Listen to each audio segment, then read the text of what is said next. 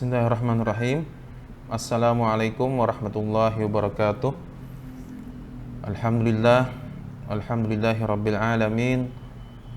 Wabihi nasta'in ala umuri dunya waddin. Wassalatu wassalamu ala ashrafil anbiya'i mursalin Sayyidina wa maulana Muhammadin wa ala alihi wa sahbihi ajma'in, amma ba'd. Alhamdulillah, pada kesempatan kali ini kembali kita di acara tentang saji, kajian tentang seputar ibadah umrah dan haji.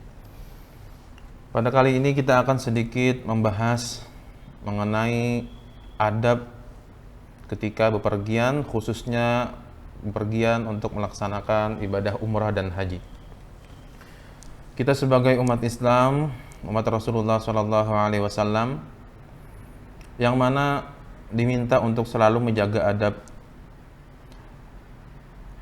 Bersabda Rasulullah SAW, "Innama bu'ithtu liyutammima makarimal akhlaq." Rasulullah SAW pernah bersabda bahasanya, aku diutus ke muka bumi ini adalah untuk menyempurnakan akhlak, yaitu adab. Adab tidak terikat dengan waktu, tempat, situasi, dan kondisi. Untuk itu, dimanapun dan kapanpun kita diminta untuk selalu menjaga adab kita dan akhlak kita, khususnya dalam bepergian bersama teman-teman kita, bersama kerabat kita, khususnya dalam melaksanakan ibadah haji, yang mana haji ini adalah merupakan salah satu kewajiban, bahkan rukun Islam di agama Islam. Oleh karena itu, menjaga segala sesuatu yang berkaitan dengan haji, apakah itu rukun-rukunnya, syaratnya, sunnah-sunnahnya, bahkan ketika perilaku dalam melaksanakan kepergiannya atau kepulangannya pun harus selalu dibarengi dengan adab. Oleh karena itu, sangat penting kajian ini untuk kita bahas, yang mana kali ini kita akan membaca salah satu kitab yang masyhur, yaitu Al-Idah fil Manasikil Haji wal Umrah, yaitu kitab Idah karangan Imam Nawawi pada mengenai manasik haji dan umrah. Di sini sangat jelas dijelaskan oleh Imam Nawawi bagaimana ketentuan-ketentuan di antaranya syarat, rukun, dan juga dibahas mengenai adab perjalanan. Fi adabi safarihi wa fi masail al-ula yustahabbu ay yushawira man yathiqu bidinihi wa khibratihi wa ilmihi fi hajjihi fi hadzal waqt. Imam Nawawi berkata, yang pertama adalah kita bagi jamaah yang sudah berniat, yang sudah diberikan oleh Allah kemampuan untuk melaksanakan ibadah haji dan umrah, maka sebelum dia memulai prosesnya, kalau sekarang mungkin kita, kalau dulu mungkin proses perjalanan ya, tapi kalau sekarang mungkin kita bisa amati, yaitu proses untuk melakukan pendaftaran atau proses prosedur yang ada di negara kita. Maka hendaknya dia untuk bermusyawarah, ya mungkin bermusyawarah dengan segala persiapannya, bermusyawarah dengan travel mana yang ia tentukan. Mungkin apabila ketika dia ingin mendaftar haji, apakah dia menentukan haji reguler atau haji khusus. Intinya adalah musyawarah di sini adalah sesuatu anjuran yang Allah Subhanahu wa taala tetapkan kepada mereka yang ingin melaksanakan sesuatu yang baik.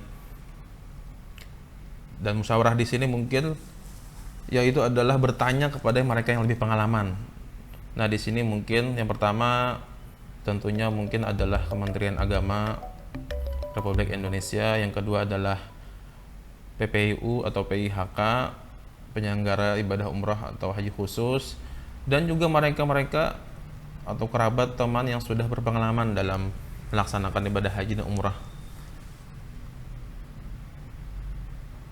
Yang pertama adalah dia menanyakan kepada orang yang memang benar memberikan penjelasan yang jelas. Artinya informasi yang dicari adalah memang untuk kemabruran hajinya, bukan mencari informasi yang sesuatu yang misalnya mungkin ingin mendaftar di mana yang lebih banyak diskonnya, atau di mana yang lebih banyak undiannya, atau di mana yang lebih banyak fasilitas entertainnya misalnya, dan lain sebagainya. Yang benar adalah dia bermusyawarah di manakah fasilitas sarana yang bisa ia dapatkan untuk menunjang kemabrurannya, seperti itu. Tentunya ini berkaitan mengenai pelayanan, berkaitan mengenai bimbingan dan lain sebagainya. Nah, oleh karena itu dianjurkan bagi jamaah yang ingin melaksanakan ibadah haji dan umrah, yang pertama adalah bermusyawarah. Karena hadis Nabi SAW, ad-dinu an-nasihah, yaitu agama ini adalah nasihat. Wa yatakhalla 'anil hawa wa hududin nafs. Seperti yang sudah kita sampaikan tadi, bermusyawarah di sini bukan karena nafsu. Bermusyawarah karena memang ingin menunaikan ibadah haji karena Allah Subhanahu wa taala. Wa atimul hajja wal umrata lillah. Allah Subhanahu wa taala sudah sangat tegas memerintahkan kepada umat Islam untuk melaksanakan haji itu dan umrah lillahi ta'ala, yaitu karena Allah Subhanahu wa taala, bukan embel-embel yang lain, bukan karena nafsunya untuk wisata, atau mungkin untuk mengisi waktu yang kosong, atau apalagi mungkin untuk tijarah, bisnis. Segala sesuatu yang diperintahkan oleh Allah untuk ditujukan kepada Allah, maka musyawarahnya pun harus fokus karena Allah Subhanahu wa taala. Jadi yang perlu diperhatikan adalah manasiknya, bimbingannya, pelayanannya, kemudian perhatian segala pihak yang mendukung akhirnya jamaah tersebut mendapatkan predikat haji yang mabrur atau umrah yang makbul. Ini adalah poin pertama, yaitu musyawarah. Yang kedua adalah idza azama 'alal haji fayanbaghi ay yastakhira. Poin yang kedua adalah apabila seseorang itu sudah berazam, dia berazam artinya berniat. Memang ada perbedaan ya antara niat dan azam. Tapi kita awam, niat azam sekilas memang tampak sama, padahal beda ya. Azam artinya adalah sesuatu yang memang sudah kita niatkan jauh-jauh hari. Kalau niat mungkin qasdu syai'i muqtarinan bi fi'lih, tapi kalau azam itu memang sebelum niat. Azam itu adalah dorongan atau motivasi yang ada dalam hati kita ketika sarana atau fasilitasnya tuh sudah ada pada kita, sudah ada bayangan seperti itu. Ya mungkin tabungannya sudah cukup, atau waktunya sudah ada dan lain sebagainya, sehingga dia tekadnya sudah mulai kuat untuk melaksanakan haji atau umrah. Maka di sini dikatakan fayambaghi ay yastakhirallaha ta'ala, seyogyanya dia beristikharah kepada Allah Subhanahu wa taala. Istikharah adalah meminta pilihan yang terbaik kepada Allah Subhanahu wa taala. Memang istikharah ini adalah salah satu sunat atau anjuran daripada baginda Rasulullah SAW untuk sesuatu yang membingungkan atau yang masih belum jelas kepada kita. Apalagi sekarang mungkin ya, dengan banyaknya situasi, kondisi yang berubah-ubah, dan adanya mungkin kebingungan, pilihan dan lain sebagainya, sehingga sandaran kita untuk menetapkan suatu pilihan adalah hanya kepada Allah Subhanahu wa taala.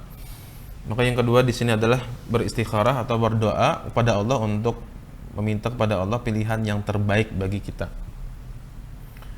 Wa hadhil istikharatu la ta'udu ila nafsil hajj. Nah, perlu diperhatikan, istikharah di sini tidaklah kembali kepada hajinya ini. Artinya istikharah tidaklah kembali kepada meminta pilihan kepada Allah untuk melaksanakan ibadah haji atau tidak, untuk melaksanakan ibadah umrah atau tidak. Jadi tidak ada istilah istikharah untuk melaksanakan kewajiban. Ya mungkin seperti ini, kita ingin sholat adalah merupakan salah satu kewajiban bagi kita. Kemudian kita beristikharah pada Allah, apakah melaksanakan sholat atau tidak, apakah ingin mengerjakan sholat tepat waktunya atau tidak. Ini tentu sangat keliru ya.